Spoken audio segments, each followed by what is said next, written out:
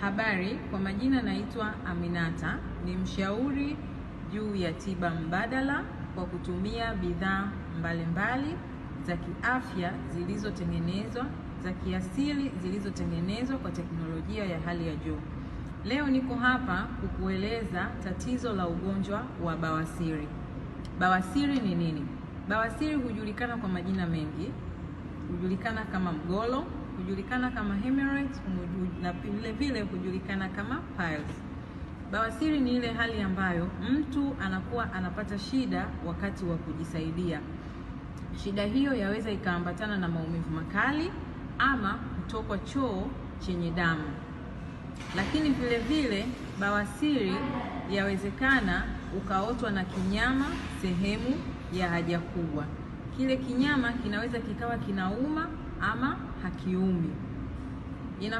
Ilifahamike kwamba sehemu ya haja kubwa imezungukwa na mishipa midogo midogo sana ya damu ijulikanayo kama veins.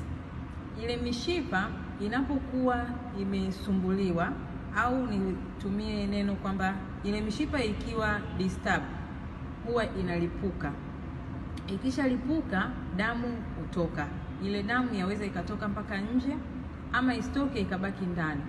Sasa ile damu kwa vile imeshatoka sehemu yake, inaenda inajitengeneza. Ikishajitengeneza ndio inakuwa imeganda. Kwa hiyo ile damu inageuka na kuwa kinyama. Kwa hiyo ndio inaitwa nini? Inaitwa bawasiri. Sasa zipo aina mbili za ugonjwa wa bawasiri. Kuna bawasiri ya ndani, lakini kuna bawasiri ya nje. Internal hemorrhoids na external hemorrhoids. Hii internal hemorrhoids ni ile bawasiri ya ndani ambayo mtu anaweza akapata shida akawa anapata shida wakati wa kujisaidia, akawa anapata maumivu makali, lakini hajatokewa na nini? Na kinyama. External ni ile ya nje ambayo tayari bawasiri inakuwa imeshakuwa ipo kwenye stage kubwa, mtu ametokezwa na kinyama. Sasa tujiulize, bawasiri, ugonjwa huu unasababishwa na nini? Zipo sababu ambazo zinasababisha ugonjwa wa bawasiri. Kwanza ni choo kigumu. Choo kigumu ni sababu ya kwanza au dalili ya kwanza, ni sababu ya kwanza ya ugonjwa wa bawasiri. Kwa sababu unapokuwa unapata choo kigumu, unakuwa unaidisturb ile mishipa ambayo nimesema iko sehemu ya haja kubwa. Kama nilivyosema, sehemu ya haja kubwa kunakuwa kuna mishipa midogo midogo mingi sana. Ile mishipa inaitwa veins. Kwa hiyo unapokuwa unapata choo kigumu, ile mishipa unaidisturb. Ukisha idisturb, ndio pale kunatokewa na mlipuko ambao ndio inalipuka, damu inatoka. Kwa hiyo ile damu inaweza ikatoka mpaka nje. Ndipo pale mtu anapokuwa anaenda kujisaidia, anajisaidia choo chenye damu. Ama la, inaweza ikabaki ndani, ikaenda ikajitengeneza sehemu, ikaunda kitu kama kinyama. Kwa hiyo choo kigumu ni sababu kubwa kabisa ya bawasiri. Sababu nyingine, unaweza ukawa hupati choo kabisa. Kutokupata choo kabisa pia ni sababu ya bawasiri, kwa sababu usipopata choo itakupelekea utapata choo kigumu. Lakini wapo ambao wanapata choo chenye kama kinyesi cha mbuzi. Kwa hile pia haitakiwi, inaweza ikasababisha bawasiri.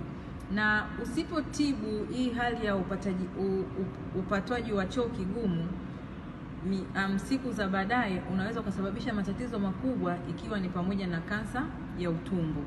Kwa hiyo ni vizuri zaidi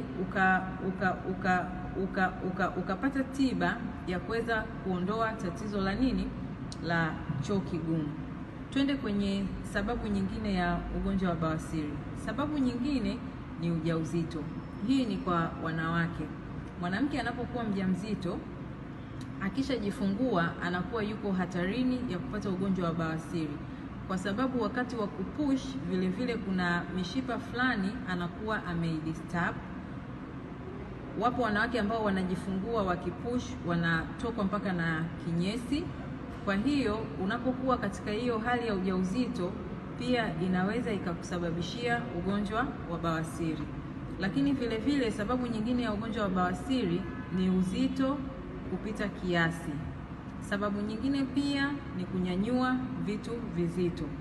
Kwa hiyo sababu zote hizi nilizozieleza zinakuja katika ile tafsiri ya kwamba sehemu ya haja kubwa inakuwa imezungukwa na mishipa midogo midogo. Kwa ile mishipa haitakiwi kusumbuliwa. Inaposumbuliwa kulingana na sababu nilizozitaja za choo kigumu, ujauzito, uzito kupita kiasi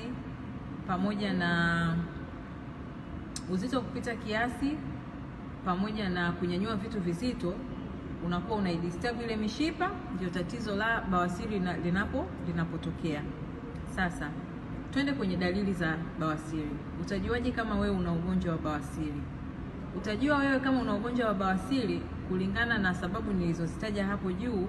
Ima ukawa unatokwa choo chenye damu, ama ukawa unapata shida wakati wa kujisaidia. Lakini wapo wengine huwashwa sehemu ya haja kubwa. Hiyo pia ni dalili ya bawasiri.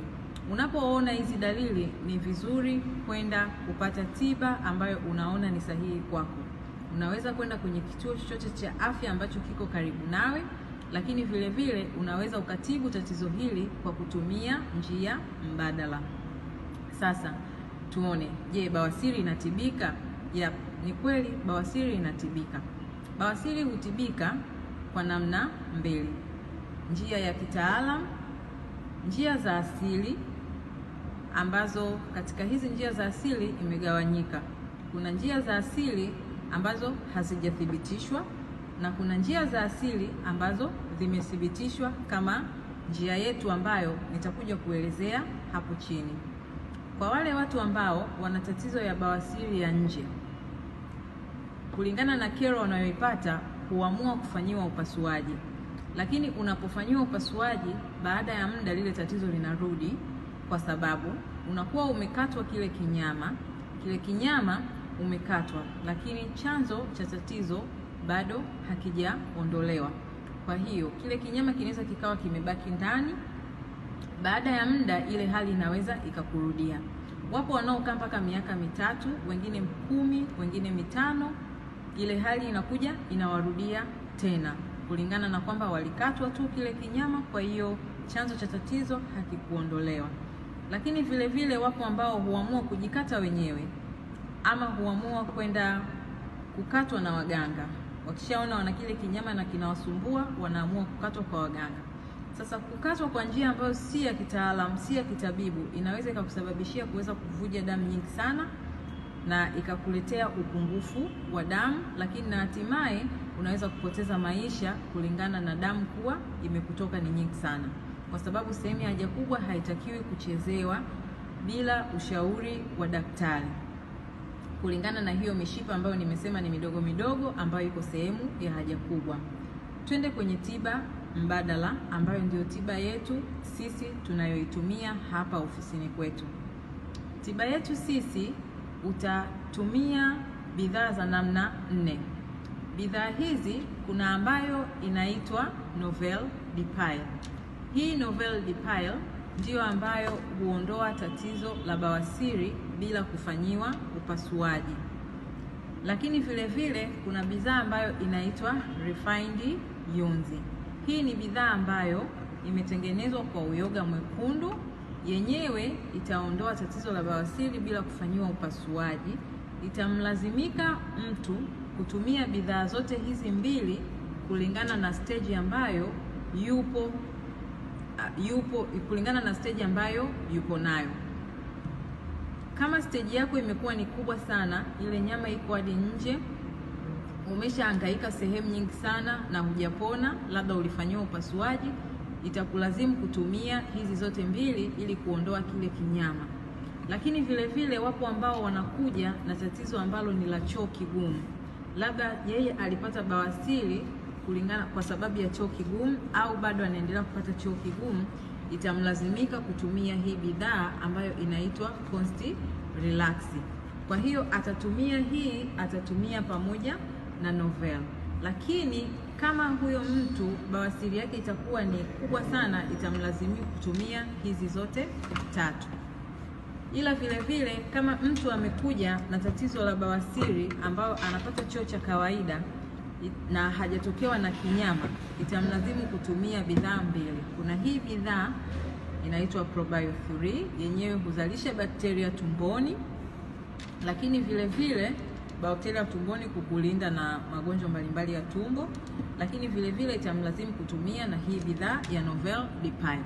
Hizi ndio bidhaa ambazo zimeshasaidia watu wengi na zinatibu bawasiri bila kufanyiwa upasuaji. Kwa ushauri zaidi ama tiba, fika ofisini kwetu Makumbusho. Piga namba hizo hapo chini zitakazojitokeza ili kuweza kufanikisha wewe kufika ofisini kwetu. Lakini kwa watu wa mikoani tunafanya huduma ya kuongea nao kwa njia ya simu pamoja na kuwatumia kwa njia ya basi. Asanteni sana na karibuni. Bye.